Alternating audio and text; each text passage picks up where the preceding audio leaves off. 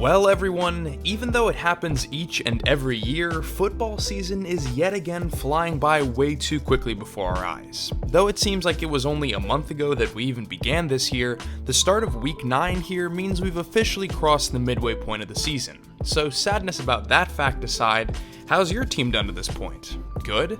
Bad? Disappointing? Abysmal? Well, while there's a good number of teams whose seasons are already a lost cause, in the case of the two teams we're discussing in this video, their seasons have certainly lived up to expectations and then some. While I typically avoid previewing primetime matchups since they're already picked apart to death, this week's top-seeded AFC showdown in Baltimore is too good a matchup to ignore. Not to mention, it's also the only game other than Vikings-Chiefs that includes two teams with a winning record. While the Patriots-Ravens rivalry was a heated series that reached its peak a little under a decade ago, we might just be seeing the potential for what is old to become new again, with the Ravens fresh off a bye at home against the seemingly superhuman Patriots and their suffocating defense. So without any more delay, let's jump into New England's own 8-0 run thus far that's left them the last remaining undefeated in the AFC.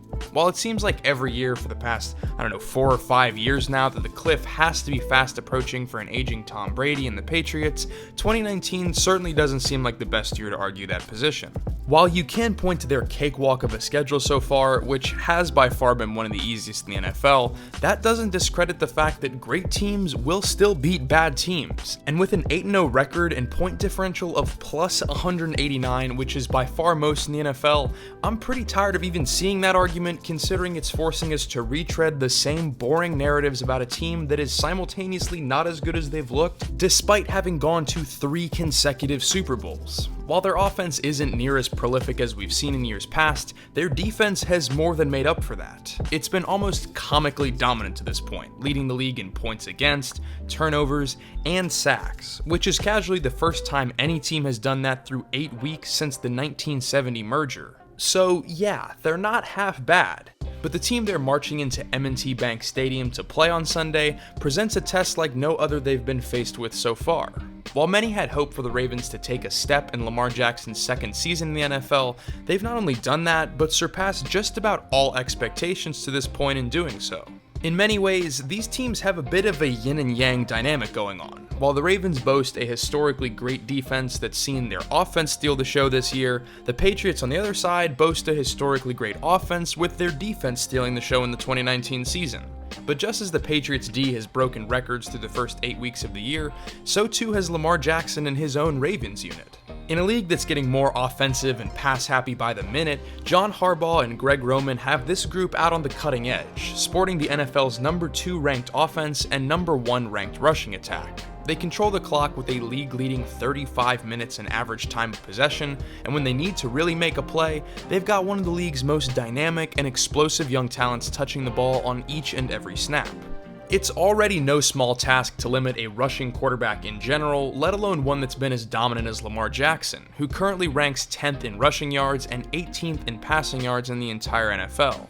He might not be the most prolific passer in the league, but he's shown over and over again this season that he doesn't really need to be completely elite at that level to get the job done, because his elusiveness and fit within Greg Roman's offense have given him plenty of space and time needed to scramble and make plays right on a whim based on what the defense is giving him.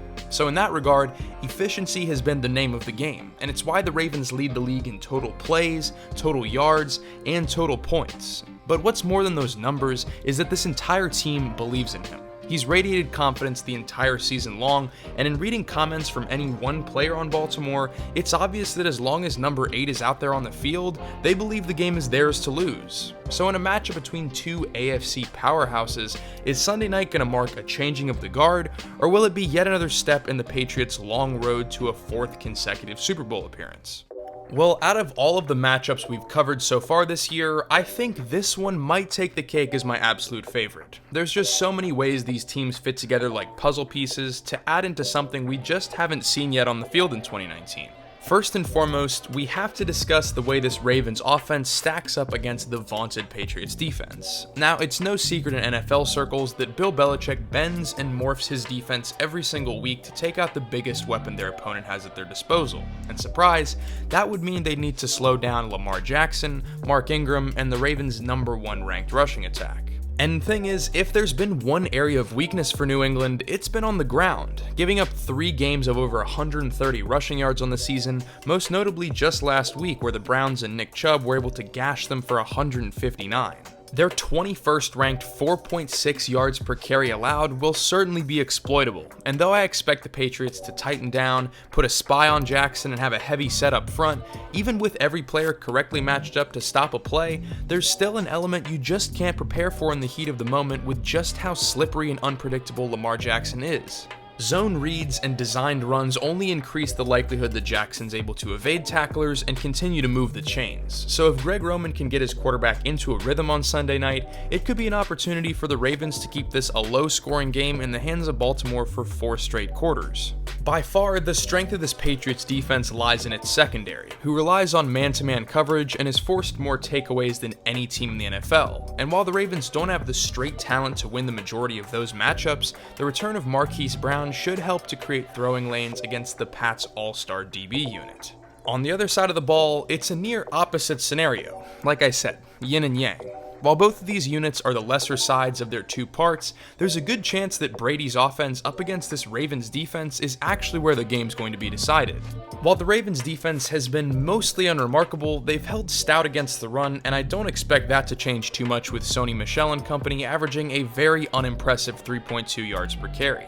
While the Pats will likely try to get that aspect of their offense healthy and back on track through their upcoming bye week, it's Tom Brady's ability to still carve secondaries like hot butter that's going to play a huge role in not only moving themselves down the field, but in making things considerably easier for the stacked boxes that their running backs often come up against. The Ravens' bigger name 2019 additions like Earl Thomas and Marcus Peters have been solid on the back end alongside fellow DB Marlon Humphrey, but their play on the whole has been severely capped by injury and a complete absence of pass rushing through their first 7 games, giving up the 7th most passing yards per game in the entire NFL. And while New England's pass attack hasn't been extremely flashy, it's gotten the job done, and with the new addition of Mohamed Sanu and the potential for N'Keal Harry to make his regular season debut alongside perennial chain mover Julian Edelman, the Patriots have more than enough to get the ball down the field and keep their team out in front.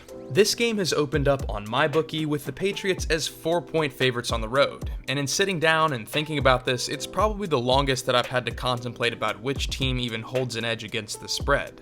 With this game in Baltimore and the Ravens off a bye in Primetime, I think it's going to be an incredible matchup to watch. And though I think the Ravens keep it close and cover in this one, I'm still not betting against the Patriots just yet. I know everyone and their mother who isn't a New England fan wants this one to go Baltimore's way, and I will happily stand corrected if they pull the upset. But even with the fits I think Lamar Jackson is going to give this best defense in the league, I think there still just isn't quite enough to feel confident in their ability to go 4 quarters with 2 of the most prepared units in football.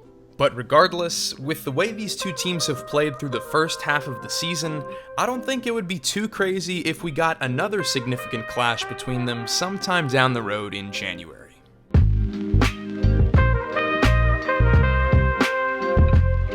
Thank you all for watching. This series has been a ton of fun to make so far, and it's all been made possible by my friends over at MyBookie. If you're interested in putting some money down on the games each week, MyBookie is rightfully one of the top online sportsbooks, and they're hooking up everyone that's watching this video with an awesome 100% bonus on your first deposit of up to $1,000 just by using my code EDGE at the link below.